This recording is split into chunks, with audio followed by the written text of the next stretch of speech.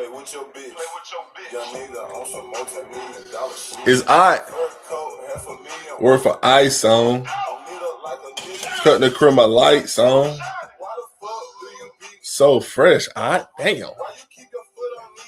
Net, I. Hey yo. Welcome back to Live in the Huddle podcast. I am your host. It's your boy Big I. Hit me up on Instagram, Facebook, TikTok, YouTube. It really don't matter. These clips have been going up. Clips have been going up, baby. But welcome back to Live in the Huddle podcast, episode number 12. The title is The Final Nail in the Coffin. And y'all already know who coffin I'm talking about. I'm talking about Michael Jordan's coffin. I'm putting the final nail in the coffin. Let me see something real quick. I can't even see the comments. All right, cool. We're just going to rock. Putting the final nail in Michael Jordan's coffin on this stream right here. Yeah, real quick. Let's go ahead and get into these announcements. What we got? Shout out to Ray's podcast. Go hit my boy Ray up on YouTube, TikTok, Instagram. Go hit him up on YouTube. Like, comment, share, subscribe. All the videos, you know what I'm saying? Tap in with my boy Ray. Then after you do that, go hit him up on Instagram because he's giving out free picks. If y'all don't know what that means the only thing that you have to do is follow him on Instagram. Go to his story. You don't even got to go to a post. Just go to the story. You're going to see that he put picks up on the daily. Like, let's see if he has one up. Hold on.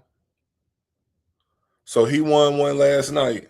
He took Alex Caruso points. He took the over on his points. He won last night. See if he got anything up. Let's see. Has he posted? He hasn't posted one yet, but I know it's coming. I already talked to Ray. Ray says he's on his way back. Go ahead and get FanDuel, Underdog, any of those apps. Put the money in on those apps and just play the same picks that he played. And you're going to win cash.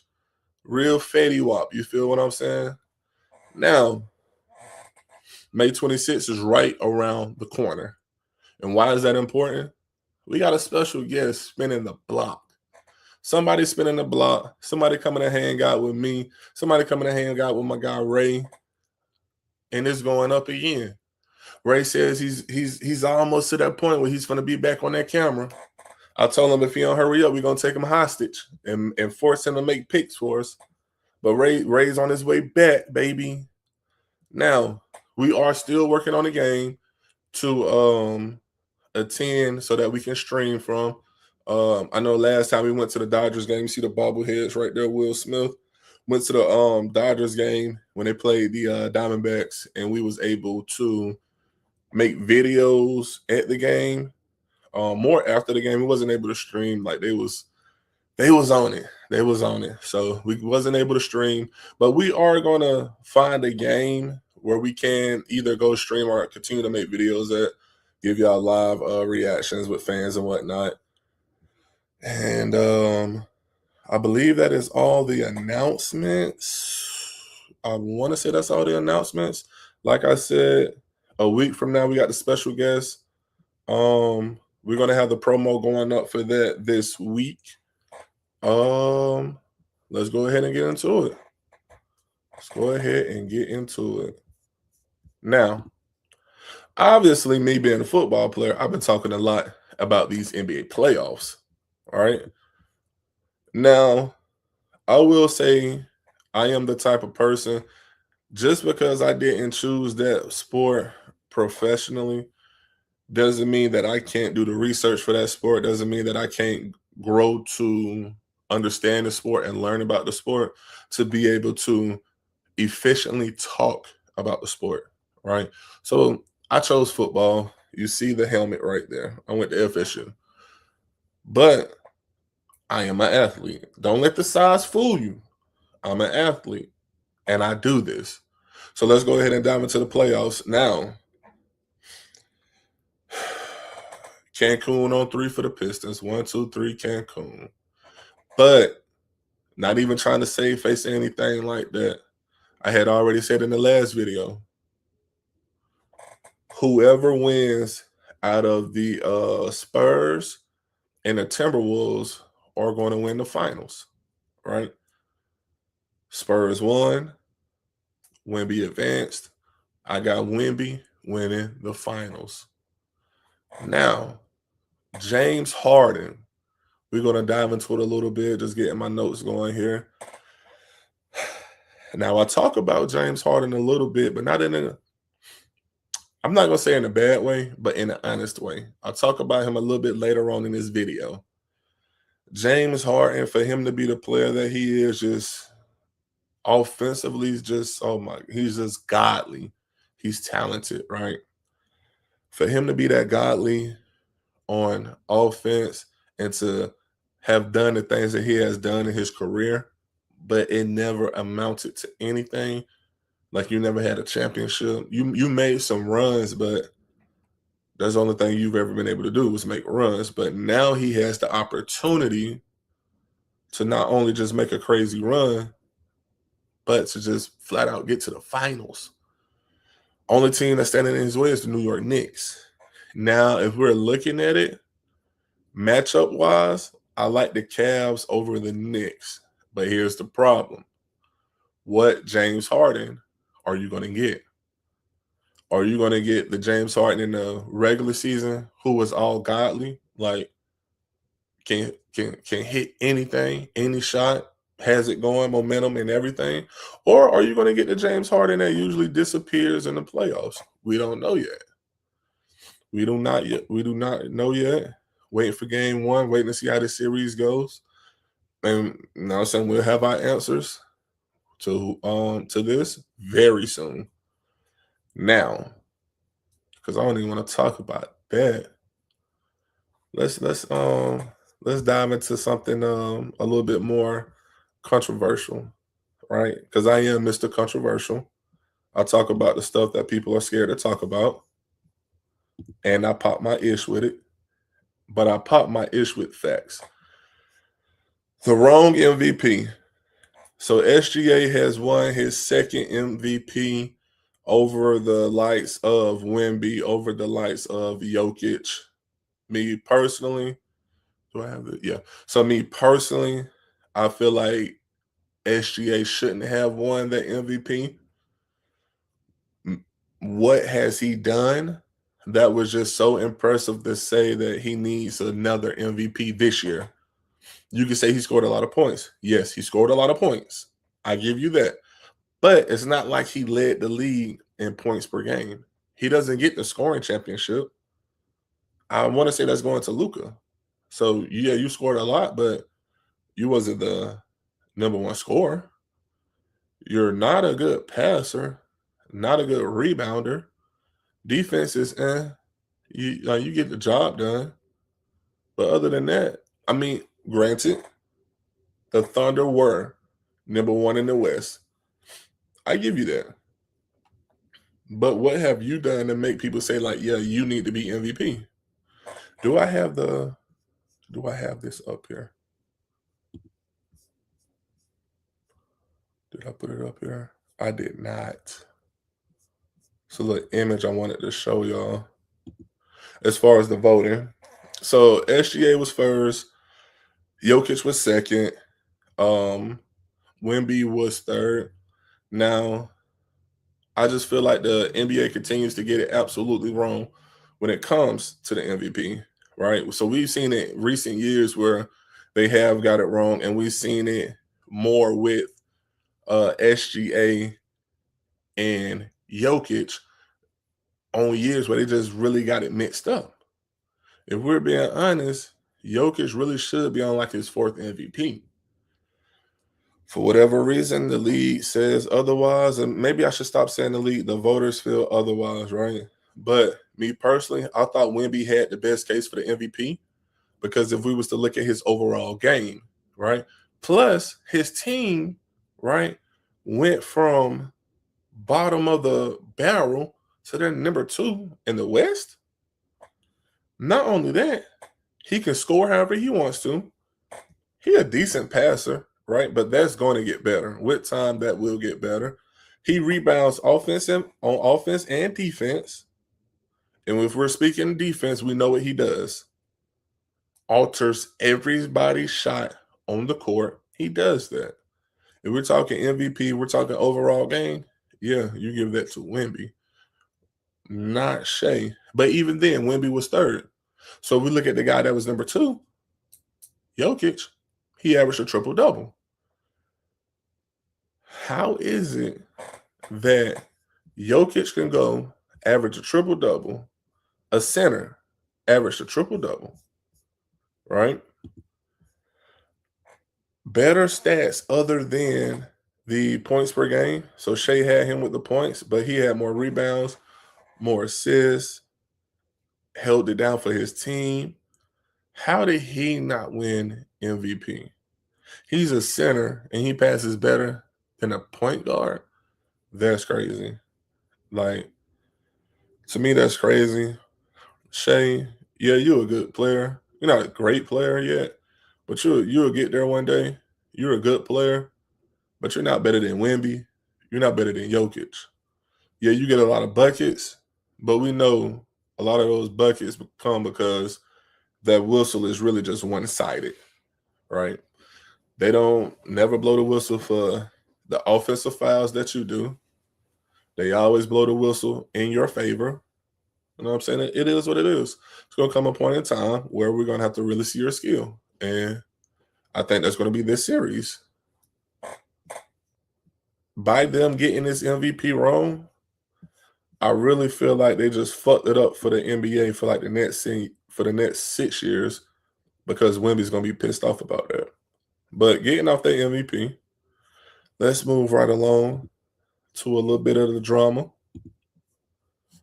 And you know it's going to be them Lakers with LeBron. LeBron's tenure as a Laker, was it successful or was it a failure? Y'all tell me. Was it successful or was it a failure? Let me bring some stuff up real quick. Give me 1 second. Where is it? Where is it? Where is it? Nope. Where is it? Yeah, let's pull this one up.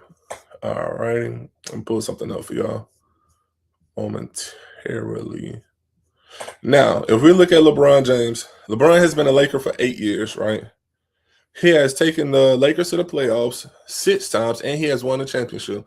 You can say what you want. You can call it the bubble championship. You can call it the Mickey Mouse championship. But at the end of the day, the Los Angeles Lakers won rings. They got a banner up. They won the championship. It's funny. I seen that boy Shady McCoy say this. People try to downplay LeBron's championship from that year, but they don't do that for Tom Brady when he won it that year. It's funny. That's very funny. I always found that funny, and to have actual Lakers fans say that wasn't a real championship, but yet y'all celebrate that banner. Y'all add that win to the overall wins. Like that's funny to me. I think if we looking at it,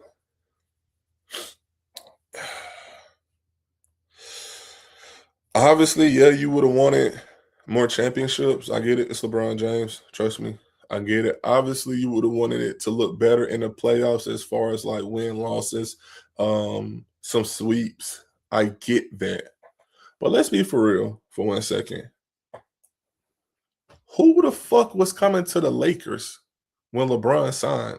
Or right before LeBron signed? Nobody wanted to touch the fucking Lakers with a 10-foot pole. LeBron signed, got y'all to the playoffs 6 times out of the 8 years that he's been there, won y'all a championship. Right now, the organization is actually in a good spot to move forward and to continue to do some good things and make strides to do great things. We will talk about that a little bit more. For me, I feel like with LeBron's tenure as a Laker, it was a success, but I can understand if you wanted more success. Let's put it like that. I don't think it was a failure because in my 8 years that I was there, I got you to the playoffs 6 times. Within my 8 years that I was there, I was able to get you a championship. We got a ring, we got a banner in the Raptors. What are we talking about here? Like I say, man, I'm Mr. Controversial. I feel like just popping it a little bit. Let's go ahead. We're gonna stay on the LeBron train right now. How do I want to do this? How do I want to do this? Okay, we're gonna do it this way. So for LeBron's options, we seen that big forehead Stephen A. Smith put up his list as far as where he feels as if LeBron would go. I think he has those teams absolutely right. I just feel like the order is wrong. I'm gonna go 1 through. Is it 5? Let's see. 1, 2, 3, 4, 5. Yep. So I'm gonna go 1 through 5, and it's the reason why I'm doing this. So I feel like obviously his first overall choice would be going back to the Cleveland Cavaliers. I feel like LeBron is only going to play 2 more years, so to be able to end it where it all began, I feel like it's kind of like a movie moment. I think that's ideal, but I think that for the Cavs to be the number one option, it just makes more sense than going to New York. He already has all the pieces he needs to win in Cleveland, plus going home to finish his career where it all began. Literally, the only two negatives about going to Cleveland would be Dan Gilbert. If you don't know who Dan Gilbert is, he is a majority owner of the Cavs. He is also that same owner who, when LeBron left, he talked all that shit about LeBron. When people was burning jerseys, he was having all those interviews. He had so much to say about LeBron. But yeah, LeBron came back and won you a championship. Yeah. So we know that that's a slippery slope when it comes to Dan Gilbert and LeBron James. And the second factor of why this might be a negative spot, James Harden. The reason I say James Harden, it could very much be like playing with Luka again of how it was in LA. You got a guy who's so gifted offensively, defensively. What can you do for me? Now James Harden plays better defense than Luka. I give him that 100%. But you come up missing in the postseason.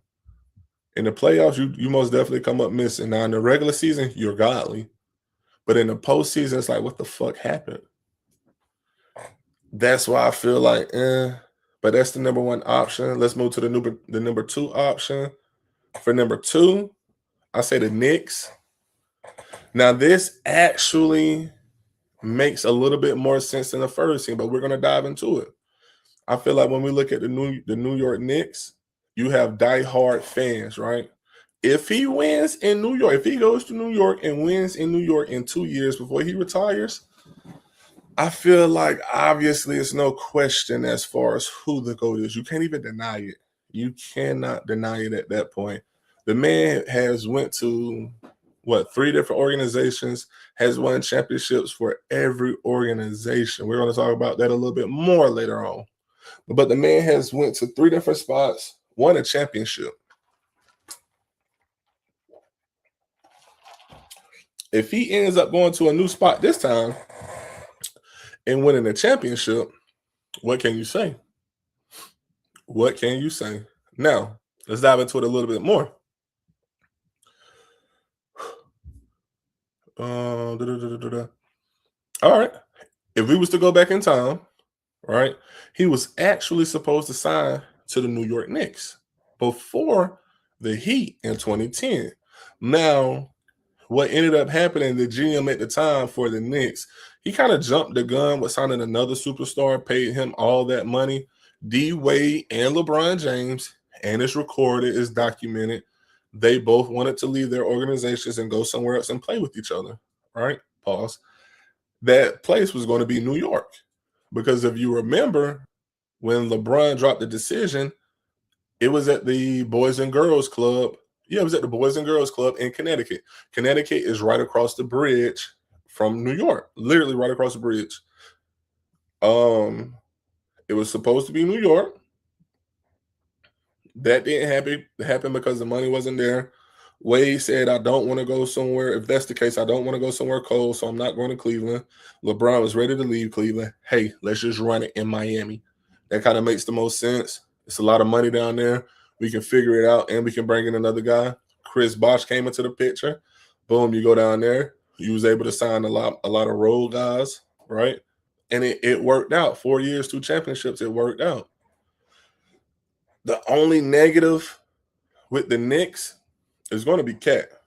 And the reason why Cat is a negative, it depends on how he plays. I feel like, once again, when it comes to the New York Knicks, they have all the pieces that LeBron James looks for and that he wants when it comes to winning a championship.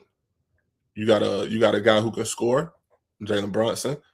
You got a big who's physical, nasty with it, and can rebound. He's tough. You got that with Mitch Robinson.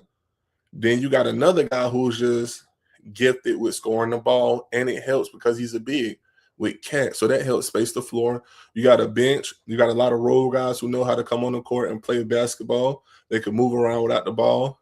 They can score when the ball is in their hands. It makes a lot of sense. But Cat, I've been saying this for years. The reason why the Knicks haven't won a championship is because of Cat. And that reason is, which Cat are we going to get? Are we going to get Big Cat? Or is it going to be little kitty Cat? That's the only negative. You never know with Cat. Now, moving to the third team on the list, Golden State Warriors, right? Now, I have the Warriors ranked third because it's really a toss-up. Is this off? Yeah. So, yeah, I have the Warriors ranked third because it's really a toss-up. And what I mean is, him and Draymond Green could really be butting heads, like really be butting heads all year. For one, because of the competition. For two, they really do the same thing. 3, who are you going to start at the 4? Because you can't start Draymond at the 5 all year round. So who's going to start at the 4? And you got Jimmy Butler coming back. You don't really have a bench over there. You don't have too many role guys. Yeah, it'll look good, but will it be productive? I don't know. Once again, they're vets. They could figure it out, but I don't know. Let's see. Let's move on. The fourth option. And granted, I think me personally, what I'm saying, I think he would rather do this than to go to this last team. They're gonna be on me with these clips. For the fourth option, I think is retirement. I don't think he wants to retire. Not yet. Like I said, I got him going 2 more years before he retires. But if we're going to be honest, if that means that he would have to run it back with that same Lakers team and Luka, the way that all that just played out and unfolded, I think he would rather retire than run it back with the Lakers. If he can't get one of those first 3 options, Warriors, Cavs, Knicks, I think he retires because why run it back with the Lakers? Now,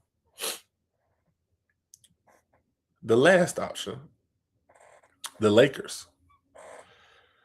I have the Lakers as the last option for LeBron James because of the disrespect from the organization, what they've been showing for these past 2 years. Now, at the same time, I feel like the Lakers can also jump up to be the best option, right? They would just have to make a few moves, maybe about 3 moves. If they made 3 legitimate moves, these 3 legitimate moves, I think LeBron stays. I think they can win a championship. Let's jump into it. The first move, right? You would have to get LeBron James to sign the vet minimum to open up that money to build a roster. Yes, you would have to get LeBron to sign a vet minimum, which I feel like it wouldn't be hard if you go to him with a legitimate plan of how we're going to spend this money, who we're going to bring in here, and if it makes sense. I think he would easily sign a vet minimum. Secondly, and probably the most controversial, you're going to have to trade Luka. I know it sounds crazy. I know it sounds crazy because of his offense, but if we actually dive into it, Luka is nothing more than a James Harden with worse defense. I told y'all we was going to talk about James. You look at him in the regular season, he's godly. What can you do for me on offense? Not a goddamn thing. Yeah, you give me 35 points a night, but you give up 40 fucking points a night. You can't tell me, oh, Art, you crazy. Let's go back in time a little bit. Let's hop in the time machine. Let's go back in time a little bit, cousins, because y'all my cousins. But we hop in that time machine and we go back to when the Mavs played the Celtics in the finals. Who the fuck was getting picked on because they couldn't play defense? Luka. Now you can't make a point and say Luka was heavier then. You can make that point. He's lighter now. He still can't play fucking defense. Luka is a liability. Yes, he sell tickets. Yes, he put people in the seats, merch, all this and that. That's cool. But when we talk about the LA Lakers, that's the organization. They value winning more than they value selling merchandise. I feel like you have to trade Luka. Where would you be able to trade Luka to is the question. I don't know where you can trade him to, but you would be able to get a lot for Luka. Another guy who can come in and really score, and fucking play defense. All right, like in the regular season, Luka is godly. He's godly, but in the postseason, he's booty cheeks. Like what the fuck have you won? Yeah, you made it to the finals and got your ass whooped. And y'all got your ass whooped because of you. You can't play fucking defense. You can't move your fucking feet. Motherfucker, I'm bigger than you and I can play defense better than you. Shit, pay me that fucking money. Shit. Can't score like you, but bitch, I can fucking play defense. Shit. Now, where we at? Let's get down here to number 3. After you get LeBron to sign a vet minimum, after you trade Luka for another player who can put up points offensively, consistently offensively, and play defense, you pair that with LeBron, and hopefully you can get AR back because AR is a free agent. Now, what he's looking for is about $240 million, like it's a 5-year, $240 million deal is what he's looking for. That is what he's valued at. I feel like if you can bring him back for something a little bit more cheaper, now that's money that you can save, right? Of course, AR wants his money. Austin Reeves wants his money. That's cool. I know you want that 240, but hey, this 200, this 190 is still more than what you had before. And you're going to get your money. Think about it. You now become the number 1 player for the Los Angeles Lakers. And you can cap it off with winning a championship. Get AR back, trade Luka, get LeBron to sign a vet minimum. All the money that you have left over from signing LeBron a vet minimum, all the money that you have left over from not paying AR as much, you can build a bench. You can build a very good roster. Also, you got to get rid of DeAndre Ayton, and you might have to get rid of Rob Pelinka. Now, I think it's clear and obvious why we have to get rid of DeAndre Ayton. I think it's fucking obvious. Where are you when we need you the most? Kind of like Aang the Avatar. When we needed you the most, you fucking disappeared. You froze up. All right, cool. Now, Rob Pelinka, besides being Kobe Bryant's agent, what the fuck qualifies you to make decisions for the Los Angeles Lakers? Yeah, you played at Michigan. You won a championship at Michigan, but how does that qualify you for knowing how a team should operate and run and compete for champions? Like, miss me with that shit, bro. I understand what the Lakers are doing, giving you a position, but your position is a little bit too high up. Like, you need to be in charge of fucking media or some shit. Now, where we at? because I got some very controversial topics for y'all. And we're going to go ahead and get into them right now.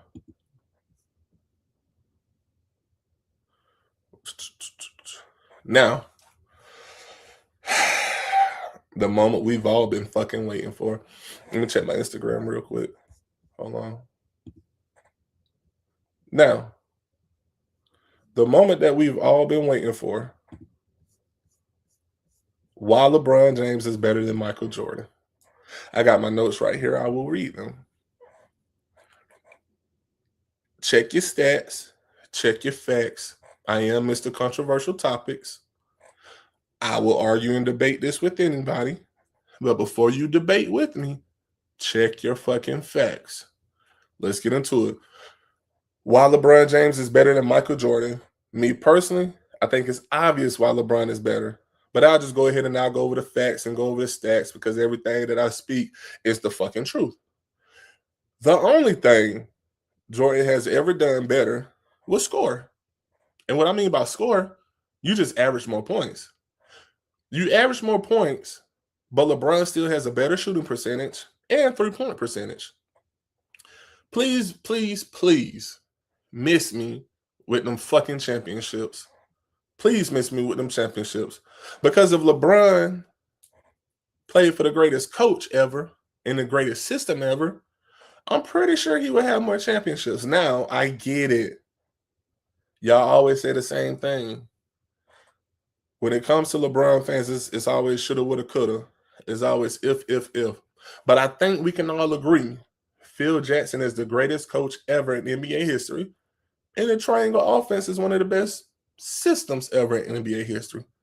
Who played with that their entire time? Michael Jordan. But if LeBron played with that, who knows? Who knows? Now, you know what? I'm going to read these notes too. No player has ever had as much expectation and pressure coming into the league like LeBron, not even Wemby. His own teammates didn't want him to succeed. Michael Jordan can never win a playoff series without Scottie Pippen. LeBron has won with multiple people. LeBron has won a championship with multiple teams. Jordan hasn't. Do your fucking research. Jordan played for 2 teams. He ain't win shit with the fucking Wizards. He ain't do it. LeBron has started at every position and was godly. Jordan hasn't. He has maintained his numbers throughout his career. Jordan couldn't. He has better stats in the regular season and playoffs. Jordan just has more points per game.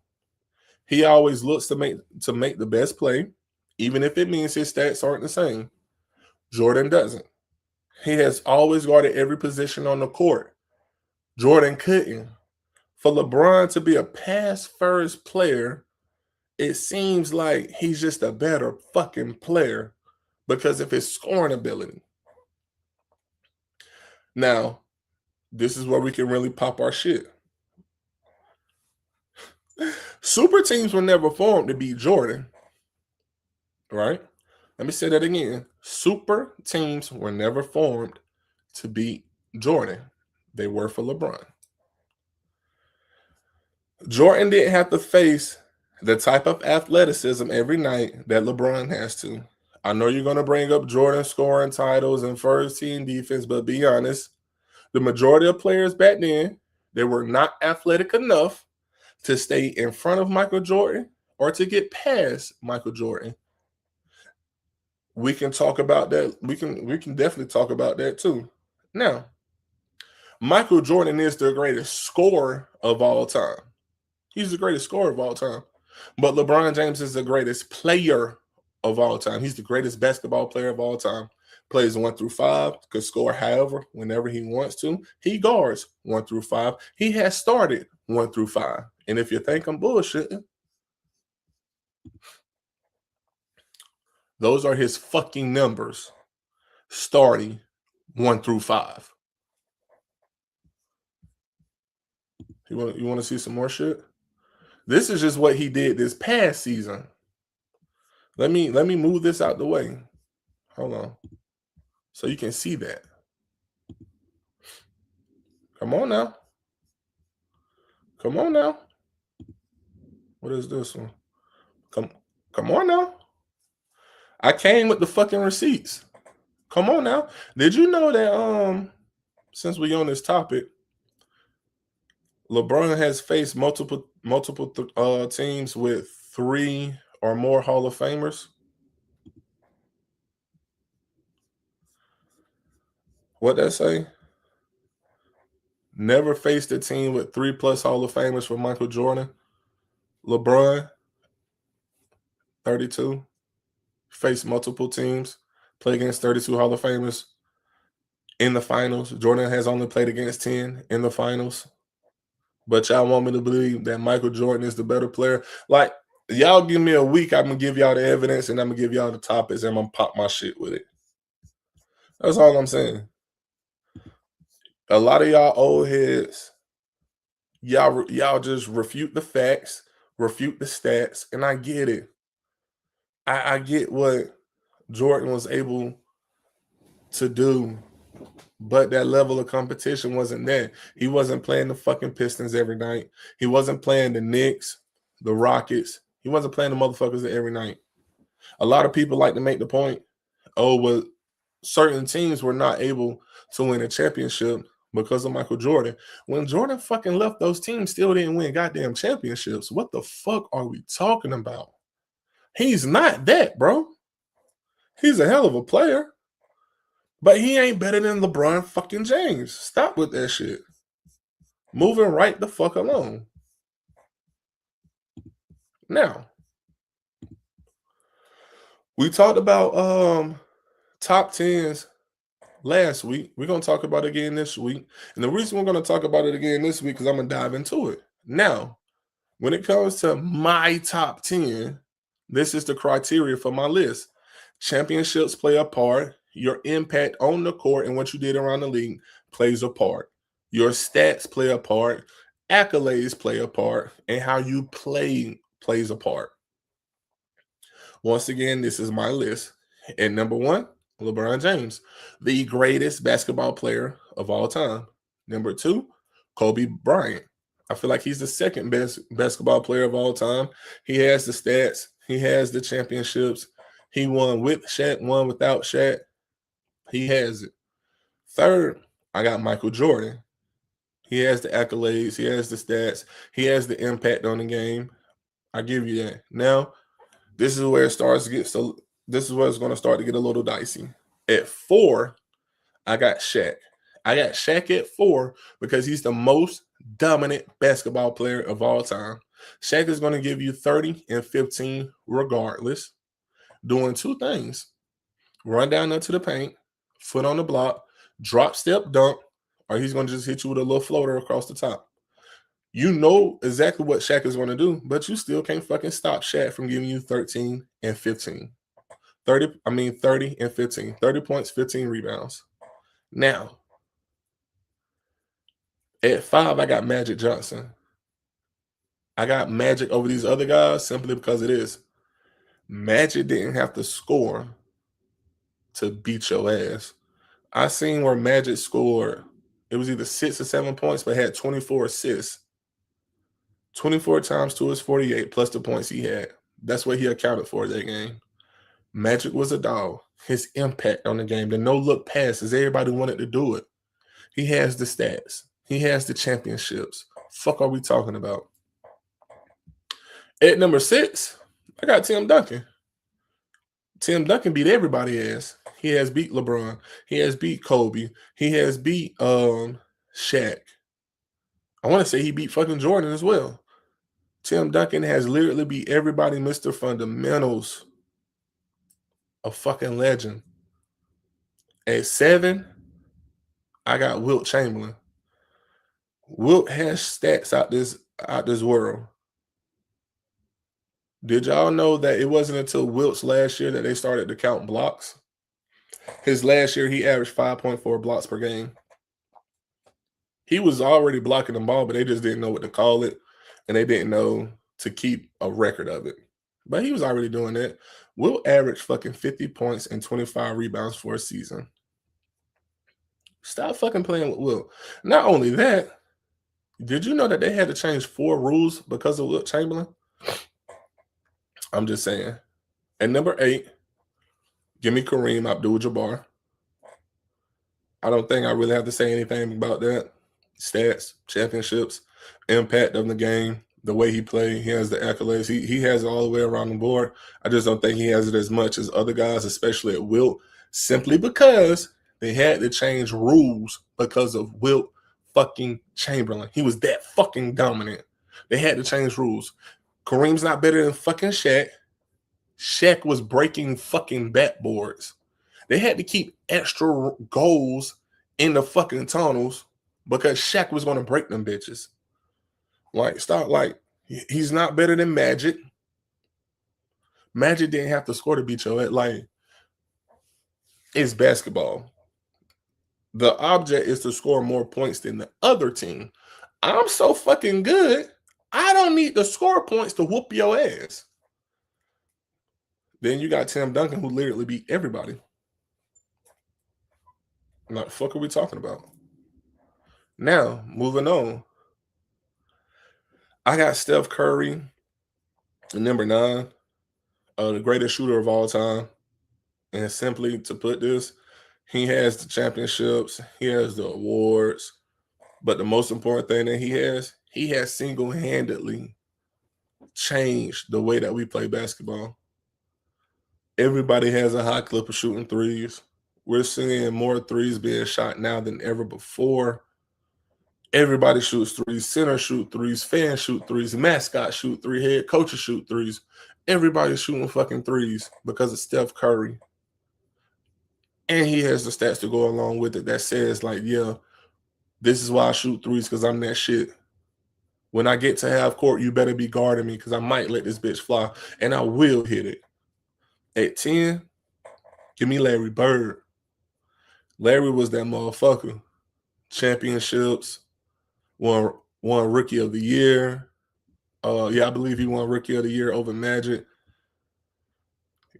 Impact, the way the game was played. He has the stats. He has championships. Did y'all know that Larry Bird fucked his back up and still went out there and played? Surgery on his back, multiple surgeries. Still went out there and played 82, 80 games. Couldn't even sit down on the bench, had to lay on the floor, but still played and still averaged a fucking double, bro. Larry fucking Bird. That right there, that's my list for top 10. We can debate that. Now, I haven't done this in about a week, maybe 2 weeks, but the DAIC award, and if you don't know what that is, that's the dumbest ass in captivity. This week, the dumbest ass in captivity goes to the fucking NBA and the voters for the MVP. Because y'all are some dumbass motherfuckers to give that shit back to Shea. When you had a guy who literally averaged a fucking triple-double the entire season, you had another guy who defensively, he could be standing in the fucking post and block your shot if you're shooting a three-pointer. Let me say that again. If you're standing at the three-point line and he is standing in the post, he could take one stride and block your fucking shot. He is literally the reason why people would drive in. Oh, hold on, wait. Let me see where the fuck Wemby is. Nah, I ain't doing that. Wemby right there. He altered everything that you did offensively. Then if you look at him on the offense, he's putting up the numbers. He's grabbing all the rebounds, picking rolls, picking pops. He plays so selfless. I get it, but I don't get it. You gave it to Shea, but y'all just fucked it up for the NBA for the next 6 years. All right. My advice to the next generation. Let's see. I didn't even write this down. My advice to the next generation is going to be, it's okay to be wrong. It's okay to be wrong about shit, but don't ever fucking give up. If you're wrong about something, you can always learn from that, go back and correct that. But if you give up, like fuck are we talking about? I thought we was doing this shit to get better. I thought we had goals that we wanted to reach. I thought it was new places that we wanted to go. But you quitting because you was wrong about some shit, or because it got a little bit too tough, a little bit hard. Somebody said that you can't fucking do it and you listen to them. Come on, man. You gotta be mentally tough. It's okay to be wrong, but don't fucking give up, baby. Now, next week, it's gonna be a very special week. We got the guys back in town. It's going down. I don't know what time yet. I'll lock that in with y'all. In a couple of days, I'll lock that in with y'all. I'm gonna have the promo up and running. Y'all can argue with me on these clips that I'm about to put out. It is what it is. I got the facts to back all this stuff. And hey, you know what I'm saying? It's the business. I got something to say. I'm gonna keep dropping these controversial topics. If nobody else won't talk about it, I'm gonna fucking talk about it. It's your boy Big Ot, live in the Huddle podcast. Lock in with me on TikTok, Instagram, YouTube, fucking Snapchat, Hinge, Bumble, wherever. Man, type my shit in. Let's keep running these numbers up. I'm gonna go ahead and make these clips. I'm gonna start arguing with y'all. It's been real. Peace.